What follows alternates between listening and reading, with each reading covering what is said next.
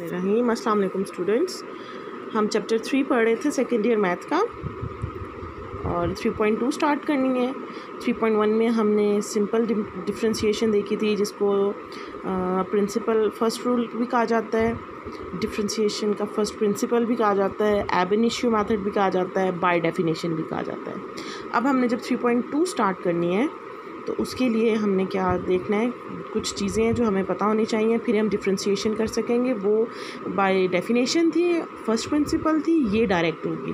तो आप देख रहे हैं कि d/dx आपके पास अगर कांस्टेंट हो, यानी कोई भी कांस्टेंट, वो 5 हो सकता है, 10 हो सकता है, 100 हो सकता है, कोई भी कांस्टेंट हो, जब आप उसकी डिफरेंशिएशन लेते हैं, d/dx लेते हैं, तो वो क्या बन जाएगा, 0।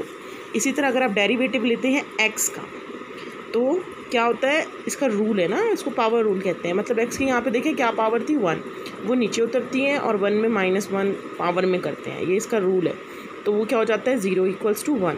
या आप यूँ भी याद रख सकते हैं कि d/dx ऑफ x = 1, यह आपने याद रखना है।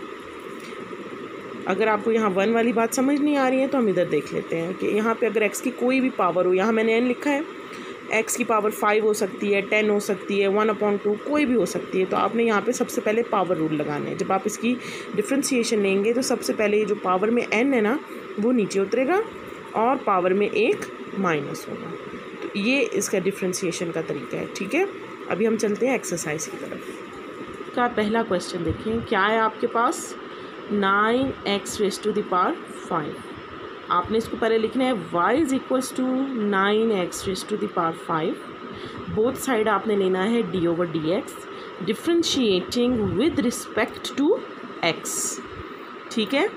तो d/dx और y जो होता है वो बन जाता है dy/dx। अब आपने लेना है d/dx ऑफ nx⁵5। n जो है वो कांस्टेंट है, उसको आप पहले लिख लोगे। d/dx अब आपने किसका लेना है, x⁵5 का। तो जब हम इसका डेरिवेटिव लेते हैं, मैंने अभी आपको बताया है, यहाँ पे पावर लगेगी, डिफरेंशिएशन का पावर रूल लगेगा। वो क्या होता है, जो पावर है वो नीचे मल्टीप्लाई में आ जाएगी और पावर में 1 माइनस कर देंगे, ठीक है। तो 9 5 45 और x की पावर 5 थी, उसमें -1 किया तो क्या बन गया, 4। तो ये इसकी डिफरेंशिएशन है। डिफरेंशिएशन में क्या करते हैं, जो फंक्शन होता है वो उसकी पावर कम हो जाएगी। जब आप उसकी डिफरेंशिएशन लोगे उसकी पावर कम हो जाएगी, ये आपने याद रखना है, ठीक है। इसका सेकंड पार्ट भी बहुत आसान है, वो आप खुद कर लीजिएगा। अब हम इसका देखते हैं थर्ड पार्ट। जी, थर्ड पार्ट आपके पास क्या है, -50 और x⁵−3/2। तो वही इसको हम कहेंगे y = -50 x⁵−3/2। फिर बोथ साइड आपने लेना है d/dx, यानी differentiating with respect to x। अगर आप ये बात लिख लें तो ज़्यादा बेहतर है, आप यहाँ पे लिख सकते हैं differentiating with respect to x। अब d/dx ऑफ y तो बन गया dy/dx। -50 कांस्टेंट टर्म है, वो पहले लिख दी जाएगी। और d/dx किसका लेना है आपने, अभी x⁵−3/2 का। फिर पावर रूल लगेगा, -3/2 नीचे उतरेगा और x की पावर -3/2 में क्या होगा, -1। तो यहाँ पे मैंने देखें कैंसलेशन कर दी 2 की 50 से, तो वो 25 आ गया और माइनस इंटू माइनस प्लस हो गया। x की पावर थी -3/2 -1, तो आपने यहाँ पे लिया एलसीएम, तो ये बन गई -5/2 और 25 × 3 = 75 और x⁵−5/2। तो ये डिफरेंशिएशन है किसकी, -50x की, ठीक है। अब हम चलते हैं क्वेश्चन नंबर 2 की तरफ। जी, तो स्टूडेंट्स आपने लिमिट्स पढ़ी थी, आपको याद होगा लिमिट्स में हम क्या करते थे कि हर टर्म के ऊपर लिमिट को अलग अलग अप्लाई करते थे, ऐसा ही था। तो यहाँ पे भी हम क्या करेंगे, अलग अलग अप्लाई करेंगे। सबसे पहले आपके पास यहाँ पे देखिए जो फंक्शन है उसमें 2 टर्म्स इन्वॉल्व हैं, 2x⁵5 प्लस x⁵15। तो आपने इसको पहले y की इक्वल करना है, देन आपने बोथ साइड पे डिफ्रेंशिएट करना है विद रिस्पेक्ट टू x। तो ये बन जाएगा dy/dx आपकी लेफ्ट हैंड साइड, और राइट हैंड साइड में आप देखें तो 2 कांस्टेंट है उसको पहले लिखा जाएगा, x के साथ आ जाएगा d/dx। इसी तरह नेक्स्ट टर्म में भी आ जाएगा d/dx of x raised to the power 15। आपने वही स्टेप्स करने हैं जो थे, 5 नीचे उतरेगा, 5 में -1, उस नेक्स्ट वाले में 15 नीचे उतरेगा और 15 में -1। तो ये आपके पास बन जाएगा 10 raised to the power x, 10 multiply by x raised to the power 4 plus 15 multiply by x raised to the power 14। ठीक है स्टूडेंट्स। इसी तरह एक और इसका मैंने थर्ड पार्ट किया है, सेकंड आप लोग खुद कर लेना। वो क्या है, √x plus x raised to the power 3/2। इसको y के इक्वल पुट किया, √ का मतलब होता है 1/2। जी स्टूडेंट्स, एंगल शायद चेंज हो गया था, दोबारा फोकस इसको सेट किया है, अब दोबारा से देख लें। √x plus x raised to the power 3/2, √ का मतलब है 1/2। आपने इसको y के इक्वल पुट किया, बोथ साइड पे आपने d/dx लेना है। तो जब आप इसका लेंगे तो अलग अलग अप्लाई होगा ना, x raised to the power 1/2 के लिए अलग dy/dx और x raised to the power 3/2 के लिए भी d/dx अलग से आएगा। ये लाइन मैंने उसको सिर्फ सेपरेट करने के लिए डाली है कि ये आपस में मिक्स ना हो, इनकी पावर्स है ना। अब इसकी पावर क्या थी, 1/2, तो 1/2 नीचे उतरेगा और 1/2 में -1। इसी तरह नेक्स्ट में 3/2 था, 3/2 नीचे उतरेगा -1। तो ये आपके पास बन जाएगा 1/2 x की पावर -1/2, 3/2 x की पावर 1/2। तो वो माइनस था, इस वजह से हम इसको नीचे ले गए और 1/2 को हम √ लिख सकते हैं। तो ये dy/dx है। क्वेश्चन नंबर 3 जो है सिमिलर बिल्कुल इसी तरह है, जस्ट उसमें क्या है, प्लस की जगह माइनस है। ये हमने सम के लिए पढ़ा था, वो आपने सब्ट्रैक्शन के लिए करना है, वो भी बिल्कुल इसी पैटर्न पे हो जाएगा। जी अब हम चलते हैं क्वेश्चन नंबर 4 की तरफ। उसका फर्स्ट और सेकंड पार्ट भी आसान है, थर्ड पार्ट देखते हैं। थर्ड पार्ट में आपके पास कितनी टर्म्स हैं, 4x plus 20x minus 70x raised to the power 4 plus 51x raised to the power 6। आपने वही करना है, y के इक्वल पुट करना है, बोथ साइड का dy/dx ले लेना है। आफ्टर दैट क्या हो जाएगा, आप इतनी सब टर्म्स पे d/dx को अलग अलग लिखेंगे।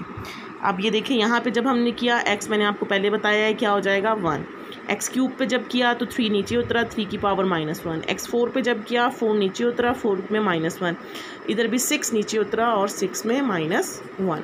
तो ये आपके पास आ गया 123 × 60, 3 -1 था तो स्क्वायर बचा, 70 मल्टीप्लाई बाई 4 280, x4 -1 था तो 3 हो गया, और इसी तरह 51 मल्टीप्लाई बाई 6 क्या हुआ 306 और x की पावर 5 हो गई। ये आपका क्वेश्चन नंबर 4 तक बहुत इजी है। जी क्वेश्चन नंबर 5 में अगर आप चलें तो इसको थोड़ा सा ध्यान से देखिएगा। अगर आपको 4 तक क्वेश्चन समझ आ जाएंगे तो 5 और 6 आप कर सकते हो।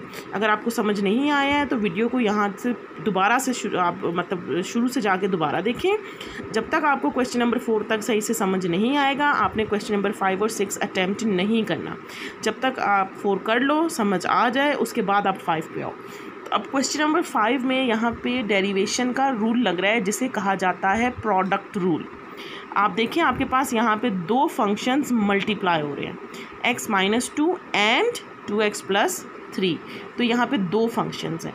फर्स्ट फंक्शन को हम कहेंगे u, सेकंड फंक्शन को हम कहेंगे v। ठीक है, अब इसको डेरिवेट करने के लिए क्या प्रोसीजर है, ये रूल है प्रोडक्ट रूल।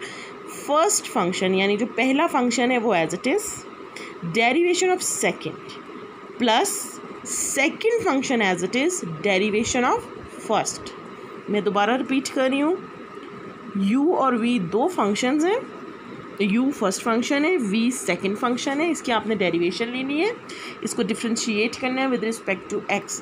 तो हम क्या करेंगे, first function as it is differentiation of second plus second as it is differentiation of first. तो ये देखें क्या था, x - 2 था, x - 2 एज इट इज़ आ गया, 2x + 3 सेकंड फंक्शन था तो इसके ऊपर डेरिवेशन अप्लाई हुई, फिर second function as it is आ गया प्लस के साथ, और अब किस पर डेरिवेशन अप्लाई हुई, फर्स्ट फंक्शन। ठीक है, first function as it is derivation of second plus second as it is derivation of first. अब ये फर्स्ट एज इट इज़ है, जब आप इसकी डेरिवेशन लेंगे तो यहाँ पे भी आप देख लें 2 टर्म्स हैं, दोनों पे अलग अलग डिफ्रेंशिएशन आएगी। ये एज इट इज़ आएगा, इस पे भी अलग अलग आएगी।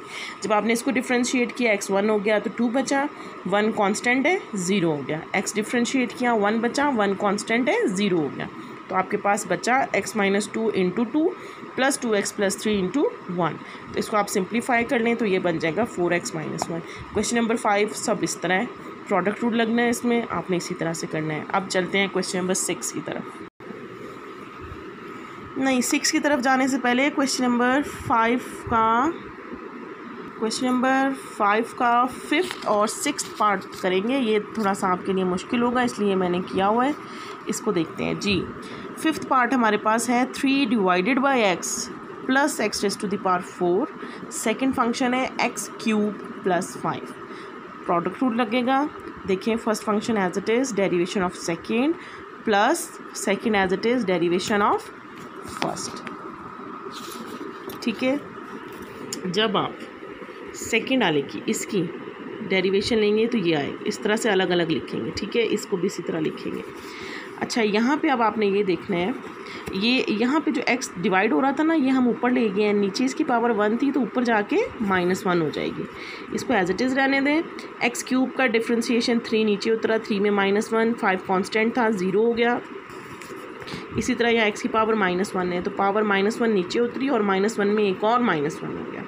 ठीक है, और इसी तरह यहाँ पे 4 नीचे उतरा और 4 में -1 कर दिया।